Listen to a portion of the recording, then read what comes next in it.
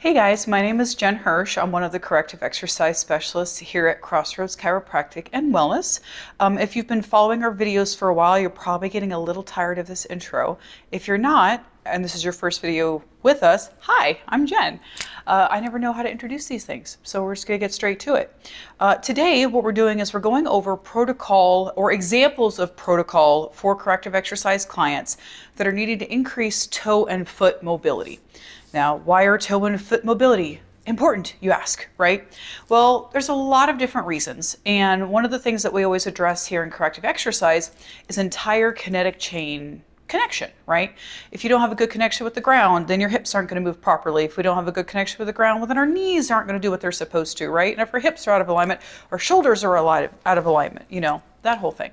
So what I've done is through corrective exercise, I've gone through and recommended different foot and toe and ankle exercises for my clients. And I wanted to make a video just kind of with examples of several of them, not just as a reference, but then anyone who's looking to maybe start dabbling in some better foot and toe health, we can start here. And then if you end up needing some more direction down the road, you always feel free to look in the bio and book with us and we can do some actual evaluations, right? But these are for my clients more as a reference. If you do end up following any of these and you're not a current client, then I'd always love comments and any basically reaching out of either videos you want to see or if this helped you, just because as a practitioner and as an office, I mean, ultimately that's our goal. We want to be able to help people, right? So a lot of people don't really understand, right, that your hip drive and hip health and glute health, a lot of it originates from this first metatarsal joint here in the foot, right? A lot of people, whether it's hip weakness or wearing dress shoes, essentially end up with immobilized ankles. It could be injuries. It could be that kid that, skated a lot and rolled your ankle a ton. Any one of a number of things that can contribute to immobility in this complex, right?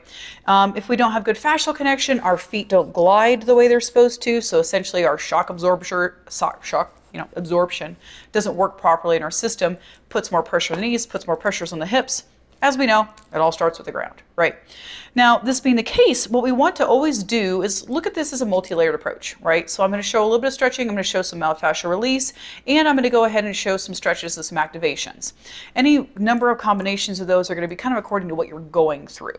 So if you don't have a particular plan with it, play around with it, see what you want. Something to keep in mind, once again, like most of my videos, I don't know if it'll display particularly in this case, but I'm actually hypermobile. So never compare ranges of motion to someone else in a stretch. Don't try to match me in the stretch. Always go for more feeling things where you're supposed to feel, because that's a lot more important. In my case, if we start looking at foot health, you can tell here, it's video placement wise was a little tricky. I actually have a bunion. So what happens is that means I'm actually protruding over the side of the foot here. What this means is when I go to try to push off my big foot, my big toe actually kicks in and starts to kind of cross over, right?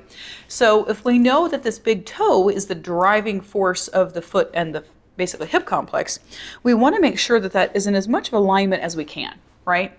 Some people are born just with different shaped feet. So this is more if we get it mobile, we'll let it do what it's hopefully supposed to do to the best of its ability, right? So when we look at the foot, I always like to start with some percussion therapy. You can use a lacrosse ball and just kind of like, roll your foot on the floor, right? Kind of searching those trigger points. That's a great option too if you don't have a percussion device. I'm a big fan of lacrosse balls and not as big a fan of like golf balls or tennis balls. Tennis balls, they tend to collapse. They're fuzzy, so you don't get as much traction. I think the golf ball is really just a little too aggressive. To each his own, right? And to each condition its own, right? So what I like to do is I like to take one of these percussion devices. I'm not going to turn it on for the sake of buzzing in the video, but what I'll do is I'll start working the arch of the foot. And as I'm working in through here, I'm going to scoot a little closer for this part of the video. I want you guys to take note that, here we go. I don't have a cameraman, so we're just going to make do.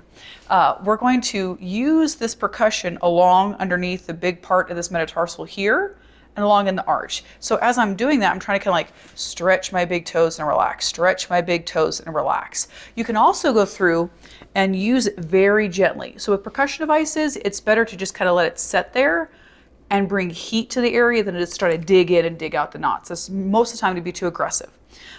going through here and working kind of these toe connections up into the foot. So like right in through here and through here. These guys, maybe not as much. You can if it feels good, but really making sure that we're getting movement in through this first metatarsal joint. If you have any questions about percussion devices and uses in general, I actually have another video about that as well. If you are still feeling excessive hip tightness after this as well, refer back to the channel. There's more like hip videos and things like that, right? Now, if we look at stretching the feet, there's a couple different things that we can do. In this case, one of my favorites that's really simple to do is to just take your fingers and to kind of create these toe separators here, right? Now, some people, this might be painful. This might be enough as it is, so kind of ease off, right? But what I'm gonna do is I'm gonna get my fingers in there, right? And just kind of start creating some movement. Now, we can look at the foot separately from the toes too. So what I'll do is I'll kind of even turn the heel separate from the front of the foot as well, just to get some movement through the arch, take some pressure off the calves, just like so. You can also take your fingers and hold kind of like the arch of your foot and start making circles in general, right? If you're standing at your desk or standing at home, you can also just, while you're standing there, just start pushing through that big toe, just like that. If you have a bench, a bookshelf, something along those lines, I'll even go through and try to get the big toe propped against the bookshelf, right? So I'll try to get that big toe against the object and my toes are touching the ground. That in itself can be a really big stretch as well. When you're going to do that, at first, you're just going to focus on this separation here of where my big toe is up and my other toes are down. Now, after you get more proficient in that and you feel more comfortable with it, what you can start to do is not just worry about the stretch here, but you can also kind of pin the toe and try to get these toes to separate. So then we're not just doing up and down, we're also doing to the side as we do that stretch. I didn't have a really great way to display that currently since I don't have anyone operating the camera. So that is basically kind of what you'd be doing against that bookshelf, if you will. Now, a couple other options when it comes to foot health. I'm not a big proponent of necessarily objects that we have to like rely on long term. I don't want people relying on knee braces long term or things like that if they don't have to. But there are cases of like people like me who through years of sports, like these bunions are calcified, right? They're gonna be there. And that's not something at this point that can, for me, be corrected with surgery. Some can be corrected through exercise. So don't think that you're end all if you have a bunion. Some of that can be corrected through exercise and movement. Some can't. Mine is one of the ones that can't be. So what I end up wearing is a bunion separator in between my big toe and middle toe here, just to create a little bit more of a drive through the toes. Zentoes is actually the brand that we carry here in office. I really like them because there's a lot of reasons. One, they're comfortable. They've never caused me any issues. And on top of that, basically, they're the most comfortable, right? Haven't had any issues with allergies. They look like they come in packs of like 2, right? We're not being paid to endorse this product whatsoever. These are all the ones that I've tried. This particular model is just the most comfortable because this one, you can actually fit your middle toe into this little loop, right? And this poofy part essentially fits against the big toe. The reason being is there's other ones out there that are like little pillows and things like that. They just don't stay put for a very active adult. Anytime we're incorporating foot protocol of any kind, you want to do this gently and slowly. It doesn't feel like it's a lot, but because everything is so compact in the foot complex, little changes make a big difference and will make you sore quickly. Any protocol that we introduce slowly to tolerance. I'd rather you do a little bit too little than too much, especially for feet, just because you're on them all day. So it's hard to get them to recover. So just take care of yourself. Now, in this case, one of the things that I really like too, I'm not going to open these up because I already have like 5 pair at home. These are Zento separators, right? These guys, I like this brand because it's not too aggressive. There's other brands out there that are really, really aggressive, and if that's what you need, cool. This is just why I recommend these. What I use these for is occasionally I will work out in them, especially if we're trying to get that really good toe spread and bring back that neural connection to the feet. But also I'll just wear them around the house like while I'm brushing my teeth and stuff. So just, a few minutes a day here and there, making sure that we're getting the fascia and the toes opened up from being compressed in our shoes all day long. At some point I'll make a separate video on zero toe shoes and how that affects our gait. I'm always going to prefer people to tolerance to be barefoot because you have ground connection with that. Now, if we start looking at exercises for the feet, there's several things that we can do here. So with the toe itself, generally with these exercises, I'm going to want you on the ground, right, in a fairly neutral position. I'm going to show you kind of here just so that you can still see me here on the camera, but this we're going to kind of switch and pivot angles back and forth. So one of the first things I like people to work on is what we call an arch squeeze. Now, as you can tell here, my knee is in alignment with my ankle.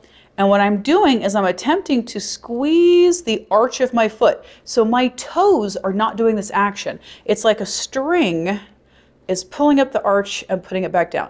A string is pulling up the arch and putting it back down. What's different between this and toe scrunches, if I do a toe scrunch, all the action is like I'm pulling that rug towards me, right? So arch squeeze, I'm using the middle arch, like this muscle here, to just pull my foot up and then put it back down. So anyone that I put arch squeezes in their protocol, generally I'm going to have them do a tempo training. So it's going to be a 3, 2, 1, 2, 1, 3, 2, 1, because we want to strengthen and eccentrically stabilize the arch. Now, generally when you're doing this protocol, you're going to be seated. You could be standing against a wall. Once again, I'm just doing that for the sake of the video. Now, toe scrunches, right, or towel scrunches. I always joke about like pretend like you're pulling that bathroom rug towards you and then relaxing. Pull the bathroom rug towards you and relax. Once again, we want to try to keep a fairly neutral, right through here, right? Pull, relax, pull, relax. This is all coming from the front of the foot now, like right in through there and relax. Once again, these are usually done seated. Okay, I'm showing you here for the sake of the video. You can also do these standing as well. Those are two great ways to start working on foot strength in general. We can get very specific down the road with maybe even a different video with follow-up exercises, more advanced ones like picking up marbles with your toes and stuff like that. Those are two of the most basic things that you can do for arch strength and toe strength. Another one that I like to do that I'm still personally working on is like your waves, right? So wave the toes here. Wave the toes here. As you can tell, this is something I can start working on myself, right? So basically I'm creating this wave with the toes, creating this wave with the toes. That's in addition, toe lifts, toe lifts, toe lifts, toe lifts. So with these exercises, these are just examples, 3 examples of things, or 4 examples we could do of just toe and foot exercises in general. When it comes to rep sets, traditionally we're going to want to do like 3 sets of 10 to 20. It really depends on where you're at. If there's been significant issues with the toes and arch, you might only be able to get 1 set of 10, right? I always say try to build up to 3 sets of 10 to 20. Now, theoretically, if you did this, a couple times a week, so you could, start with 2 times a week, build up to 3 or 4 times a week. It's really going to be according to what you need. And that's where like the corrective exercise evaluation kind of comes in. So that handles a lot of your basic toe and foot health. Now, a lot of what happens in the foot also has to do with the calves, right? Once again, we're all connected. So that being the case, we want to make sure that we're also strengthening the front of these calf muscles. So one of my favorites are what we call toe ups. There's about 30 million names for any exercise, so I'm calling them toe ups just for the sake of my clients. So when I'm here, I'm just going to gently kind of lean against the wall, right? And I'm keeping my feet as straight as possible, and I'm just lifting my toes and then coming back down. Lifting my toes and coming back down. With that, I'm also generally going to recommend a tempo. So a 3, 2, 1, hold, 2, 1, back down, 3, 2, 1. Building up to 3 sets of 10 to 20. These guys can tend to cramp. So can the arch exercises as well. So when you're going through and working on those, just be gentle. If you start getting a lot of cramping in through here, that could be another great example of something you can use your percussion device on. What we would do in that case is I like to do a lot of like movement with it. So I'd use my percussion device and hit a trigger point, kind of pump, hit a trigger point, kind of pump to encourage that lever to start working a little bit more smoothly again. Those are really, really basic toe and foot exercises. Those will affect your ankle mobility. So that being the case, those are kind of a lead up to if some of your ankle and calf issues are coming more from the mobility and through here. I'll do a separate series more on just calf and ankle themselves, but this is a great way to get started if you're looking on investing some more time and energy in your toe and foot health.